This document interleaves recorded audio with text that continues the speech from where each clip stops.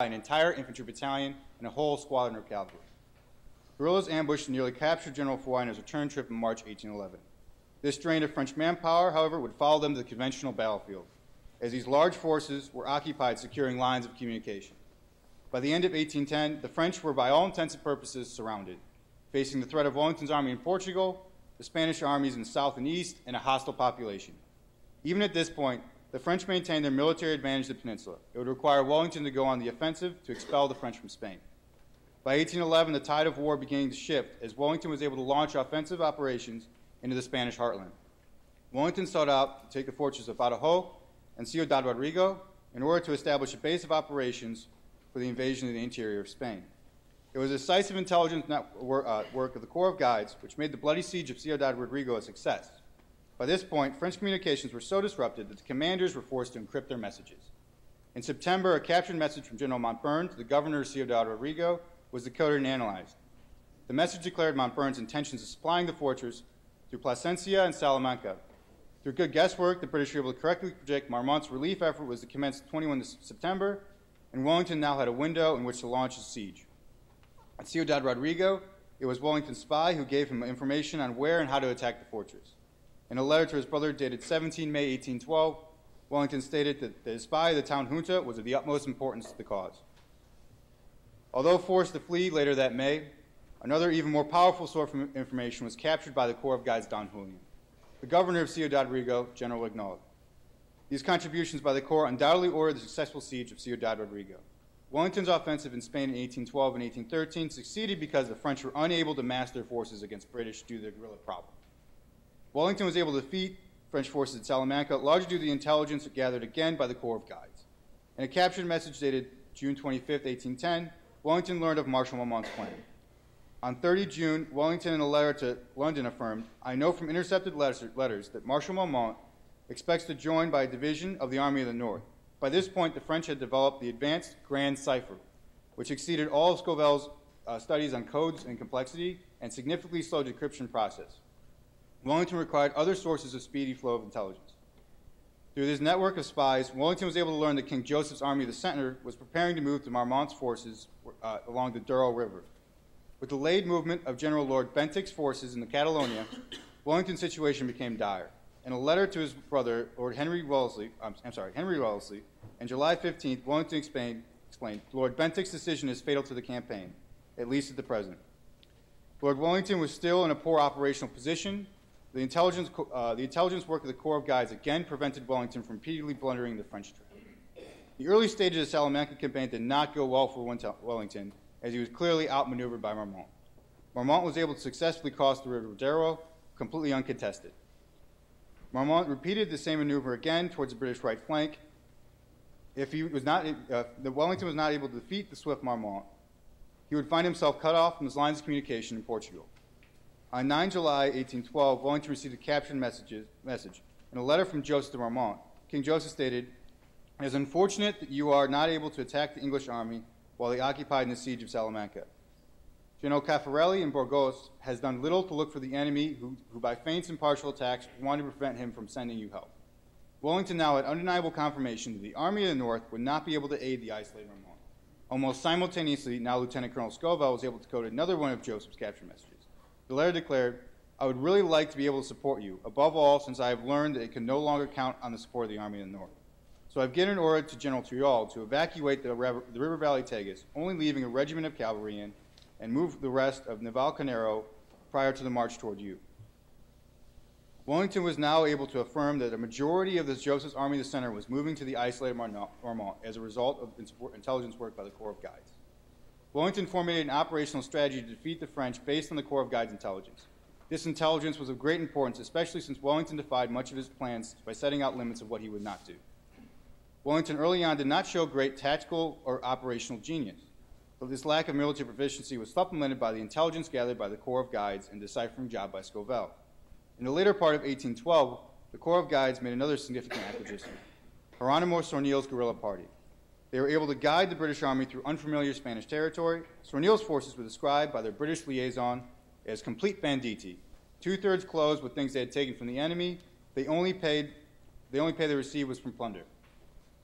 Sornil was an escaped criminal who had spent most of his time roving the countryside, ambushing the French to gain no other glory than spoils of war. This guerrilla band would lead the most significant raid of the campaign. On the evening in December, Soigneul's element caught a French force completely by surprise, murdering most of them in their sleep. It took 180 prisoners and set 2 British captive officers free. The magnitude of the raid came from capturing of one of King Joseph's secretaries and numerous documents. These documents revealed infighting between Joseph and his marshals that threatened to unravel the French high command in Spain. In a letter from Marshal Soult to Napoleon, Soult had called Joseph an incompetent traitor. Soigneul's intelligence gathering was so important, Wellington begrudgingly received Soigneul at a formal dinner in his own cab. The fact that Wellington received Soigneul, who just a little while ago was nothing more than a common criminal, is a testament to the successful integration of guerrilla forces in the Corps of Guides. The intelligence coincided with Wellington's entering Madrid for the first time. Wellington's confidence soared as he did now believe that one more great victory and the French would collapse due to their self-destructive leadership situation. Wellington drove further north towards Burgos in pursuit of the French army. Against the advice of Scovelle and the reconnaissance work of the Corps of Guides, he launched a bloody attempt at the French strongpoint in San Miguel Hornwell. Wellington was forced to withdraw in order to save his army, which at this point was demoralized at a lack of success at Burgos. In April 1812, the Corps of Guides reformed as the Staff Cavalry Corps. The Staff Cavalry Corps had 2 elements, the irregular mounted guides and the regular cavalry component. Whether or not the assimilation of the Corps of Guides into a more conventional formation caused it to lose its effectiveness is inconclusive. One thing is for sure, after the creation of the Staff Cavalry Corps, Wellington would not receive the same degree of intelligence as before, which had given him a complete operational picture. The remnants of the Corps of Guides would not play nearly as significant role in his future campaigns at the victory of Victoria or in southern France. Historians were able to overlook early contributions that saved Wellington's army multiple times because they did not play a decisive role in Wellington's great victory of Victoria, often seen as the focal point of the Peninsular War. The role of the Corps of Guides at the Peninsula demonstrates how the utilization of the populace and auxiliary force is a fundamental to the center of gravity for irregular operations. The French were unable to come up with a comprehensive strategy to defeat the guerrillas and relied helplessly upon their conventional superiority. The implications of understanding and exploiting unconventional sources of combat power continue to show their elemental importance throughout the history of warfare. The Corps of Guides served as Wellington's faithful servants until the end of the war, including the Battle of Waterloo. The Corps had, through the cumulative effect of numerous small, indecisive engagements, had inflicted severe French casualties, relentlessly disrupted French supplies and communications, and became a magnet for French troops in Spain. They placed Napoleon on B.H. de la Hart's horns of dilemma, siphoning off valuable French combat power away from the Allies.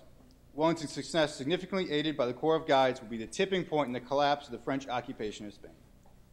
The Corps of Guides was the guerrilla hinge to the fulcrum of Clausewitz's brush fire. Thank you very much.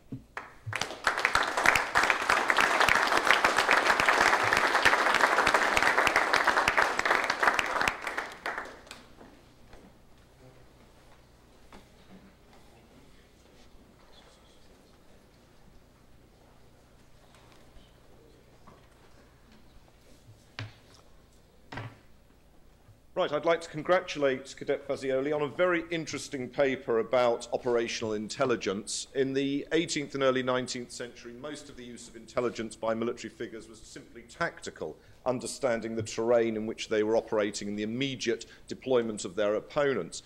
Operational intelligence is something that actually developed surprisingly late, and what the Cadet Fazioli shows is how important it was to Wellington and how it helped him greatly in the Peninsular War. Where did it come from? Where did the idea, in Wellington's case, of operational intelligence come from?